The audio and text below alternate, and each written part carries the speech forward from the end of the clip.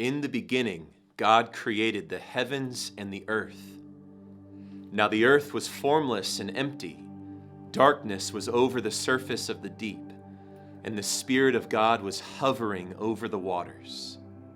And God said, "Let there be light." And there was light. God saw that the light was good, and he separated the light from the darkness. God called the light day, and the darkness he called night. And there was evening, and there was morning, the first day.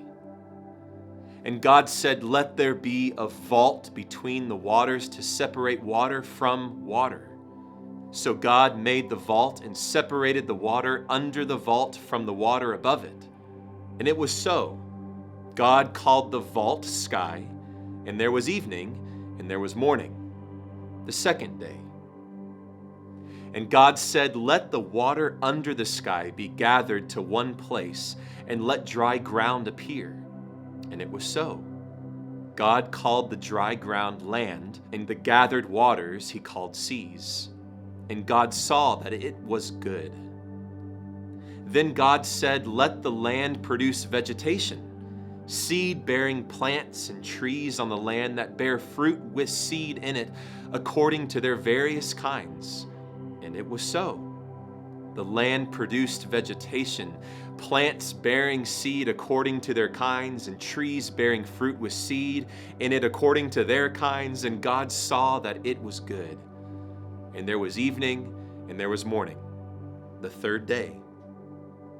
And God said, "Let there be lights in the vault of the sky to separate the day from the night, and let them serve as signs to mark sacred times and days and years.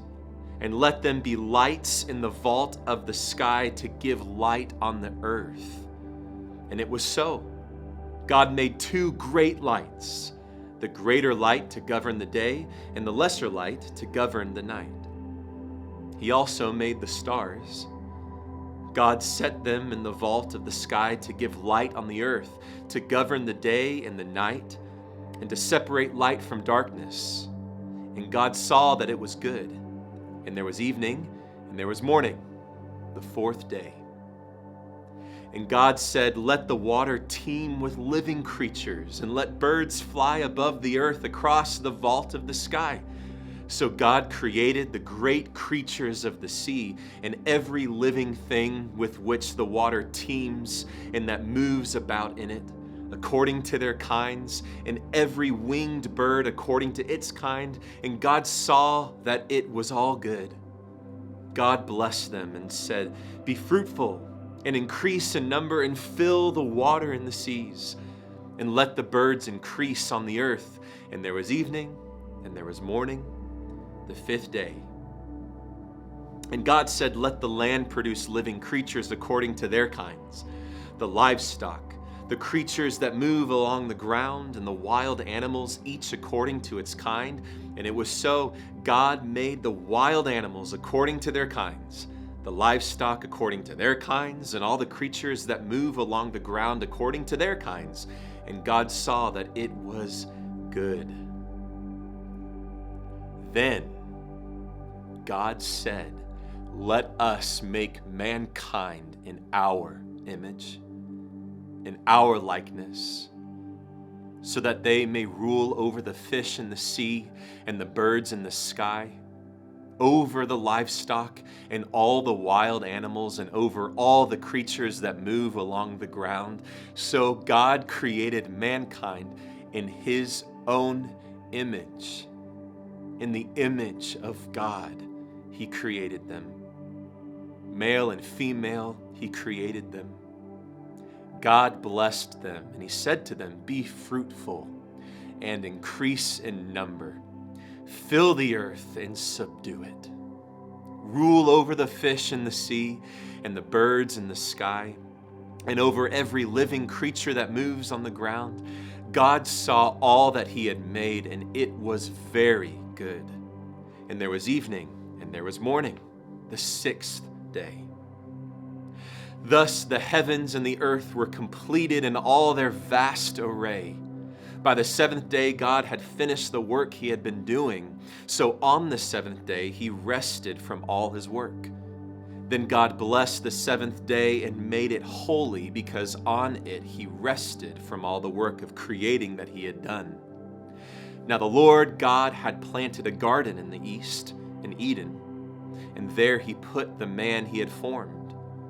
The Lord God made all kinds of trees grow out of the ground, trees that were pleasing to the eye and good for food. In the middle of the garden were the tree of life and the tree of the knowledge of good and evil. The Lord God took the man and put him in the Garden of Eden to work it and to take care of it. And the Lord God commanded the man, "You are free to eat from any tree in the garden, but you must not eat from the tree of the knowledge of good and evil. For when you eat from it, you will certainly die."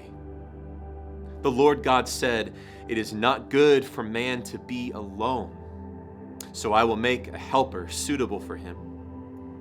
So the Lord God caused the man to fall into a deep sleep, and while he was sleeping, he took one of the man's ribs and then closed up the place with flesh. And then the Lord God made a woman from the rib he had taken out of the man, and he brought her to the man. The man said, "This is now bone of my bone and flesh of my flesh. She shall be called woman, for she was taken out of man." That is why a man leaves his father and mother and is united to his wife, and they become one flesh. Adam and his wife were both naked, and they felt no shame. Now the serpent was more crafty than any of the wild animals the Lord God had made. He said to the woman, "Did God really say that you must not eat from any tree in the garden?" The woman said to the serpent, "We may eat fruit from the trees in the garden, but God did say you must not eat fruit from the tree that is in the middle of the garden, and you must not touch it, or you will die." "You will not certainly die," the serpent said to the woman, "for God knows that when you eat from it, your eyes will be opened. You will be like God, knowing good and evil." When the woman saw that the fruit of the tree was good for food and pleasing to the eye, and also desirable for gaining wisdom, she took some and ate it. She also gave some to her husband who was with her, and he ate it. Then the eyes of both of them were opened, and they realized they were naked. So they sewed fig leaves together and made coverings for themselves. Then the man and his wife heard the sound of the Lord God as he was walking in the garden in the cool of the day, and they hid from the Lord God among the trees of the garden. But the Lord God called to the man, "Where are you?"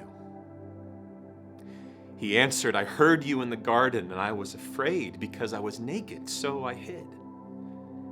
And he said, "Who told you that you were naked? Have you eaten from the tree that I commanded you not to eat from?" The man said, "The woman you put here with me, she gave me some of the fruit of the tree, and I ate it." Then the Lord God said to the woman, "What is this you have done?" The woman said, "The serpent deceived me, and I ate it." So the Lord God said to the serpent, "Because you have done this, cursed are you above all livestock and all wild animals. You will crawl on your belly, you will eat dust all the days of your life, and I will put enmity between you and the woman, and between your offspring and hers. He will crush your head, and you will strike his heel." To the woman, he said, "I will make your pains in childbearing very severe. With painful labor you will give birth to children. Your desire will be for your husband, and he will rule over you." And to Adam, he said, "Because you listened to your wife, and you ate fruit from the tree about which I commanded you, you must not eat from it. Cursed is the ground because of you. Through painful toil you will eat food from it all the days of your life.